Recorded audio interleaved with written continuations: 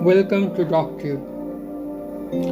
Have you ever sat down to study and within 5 minutes you have checked your phone 3 times? Though about what's for dinner and realized you have read the same paragraph of Robin's pathology 4 times without absorbing a word? We live in a distraction economy where our attention is consistently being pulled in a thousand directions. But there is a psychological state where time disappears, your inner critic goes silent, and your productivity actually fails. Effortless. It's called flow. In today's video, we're going to look at the science behind the zone, why it's different from just hyper focusing on your phone, and how you can actually train your brain to find the state more often. Let's dive in.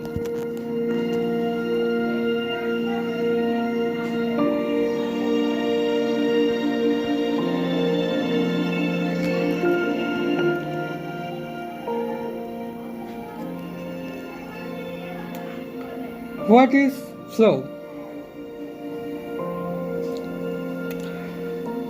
The concept of flow was developed by Hungarian-American psychologist Mihai Csikszentmihalyi. In his seminal 1990 book on this topic, he describes flow as a state in which people are so involved in an activity that nothing else seems to matter.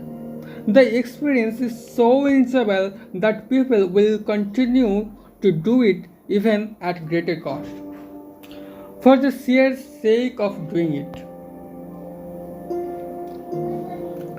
In such times of hyper distraction economy, becoming fully absorbed in any one activity is rare. Think of the last time a film where you were so engrossing that you didn't reach for your phone. The film watching experience was no doubt better for it. You can actively seek out this state, which is known as flow. Hobbies are a greater way to find a flow state and to make outside distractions. Work emails, unread messages, household chores, breaking news updates disappear.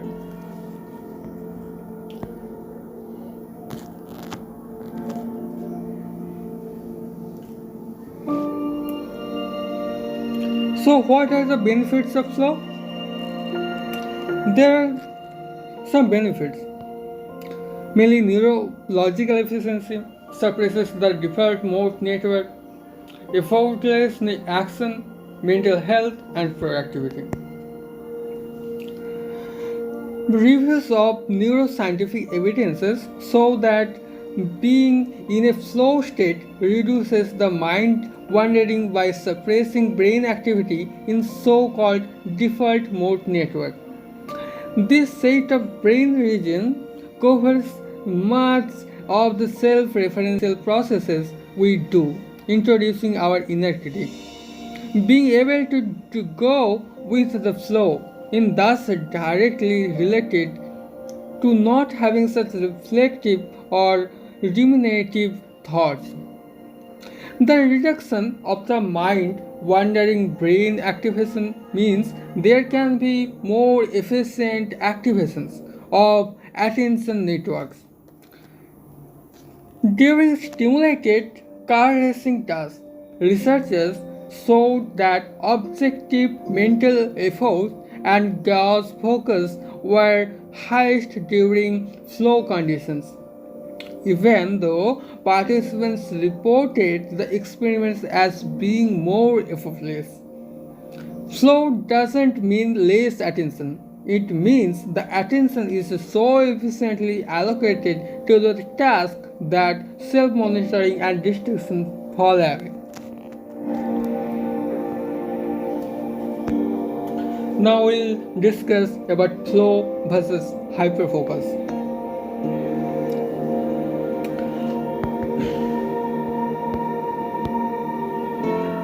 However, flow is not the same as the hyperfocus. In fact, they can negatively correlate with each other. In a study involving 85 college students with and without attention deficit hyperactivity disorder ADHD, students with clinically significant ADHD syndromes reported higher hyperfocus but lower flow on many measures. The key difference seems to lie in controls. Flow is directed and intentional, where hyperfocus tends to happen to you. But that raw capacity for absorption may be assessed with as with the right conditions, like clear goals and a well-matched challenges. It could be channeled into genuine flow.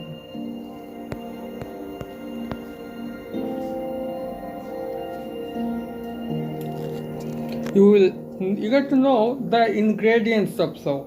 Research suggests the condition must be met with this state: the concentration, clear goals, and the challenge skill balance.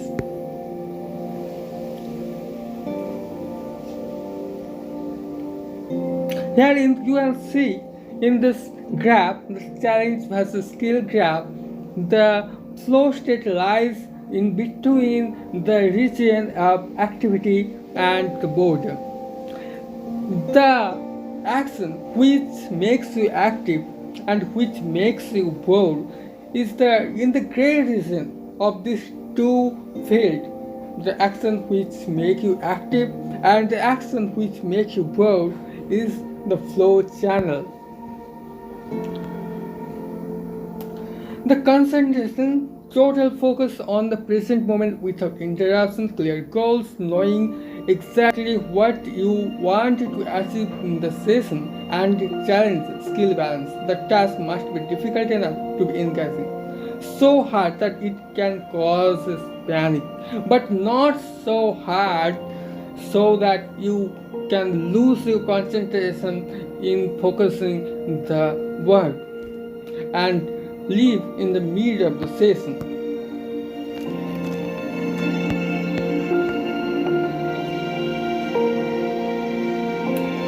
So where can you find your flow?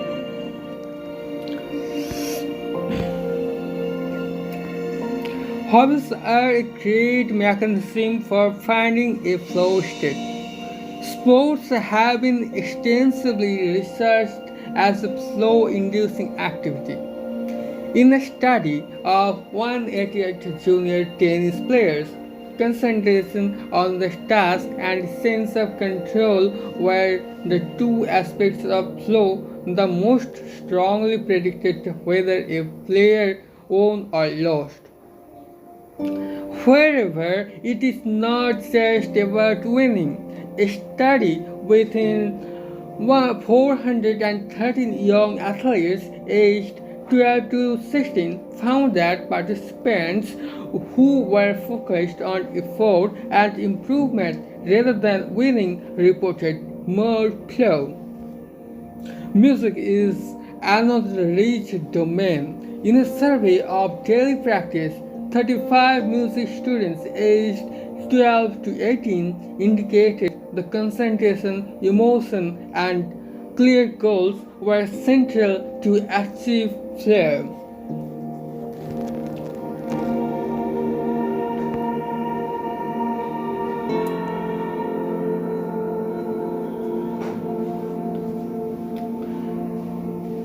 I need to tell about the game theory, a recent innovation.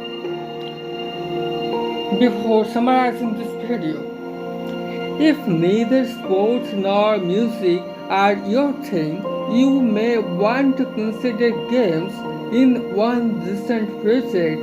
Flow during role-plays games such as Dungeons and Dragons was comparable to video games.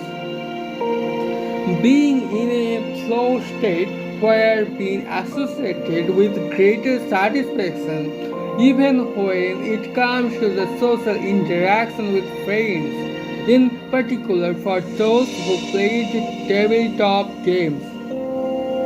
For those who do play video games, this is associated with a high monotropic flow, being so absorbable that it is difficult to quit playing. These findings align with other researchers, showing that a flow state during gaming can be absorbing that it makes you go to bed later at night. It can be something so considered before picking up a new hobby. Another form of the role playing is theater and drama.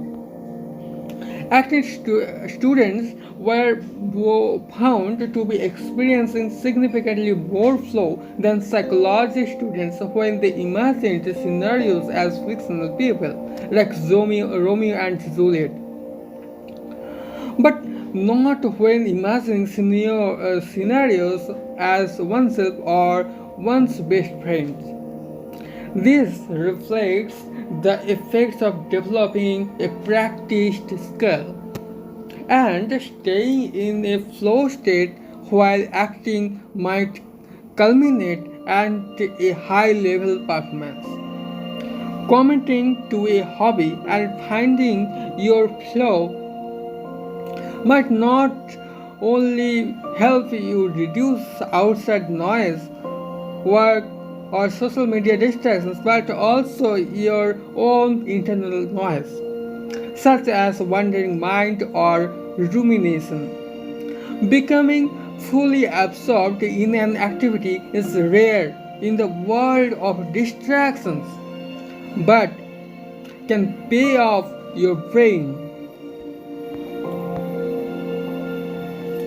Summarizing the video and action steps, flow is an antidote to a distracted world. It helps you perform better while feeling better. What is your action? Identify one activity this week where you can practice intentional focus. What is your action? And next, turn off notifications for 60 minutes to create a flow window. So, at the end of the day, finding your flow isn't just about being more productive for your exams. It's about protecting your mental health. In a world that is designed to keep us distracted and anxious, being able to lose yourself in a hobby, a sport, or an event, a difficult study sessions is a superpower. I want to hear from you. What is the one activity where you completely lose track of time? Is it cycling, painting, or maybe a specific subject in medicine? Drop in the comments below. If you find this helpful, hit the like button and subscribe for more deep dives into the intersections of medicine, psychology, and personal growth. Until next time, stay focused and find your flow.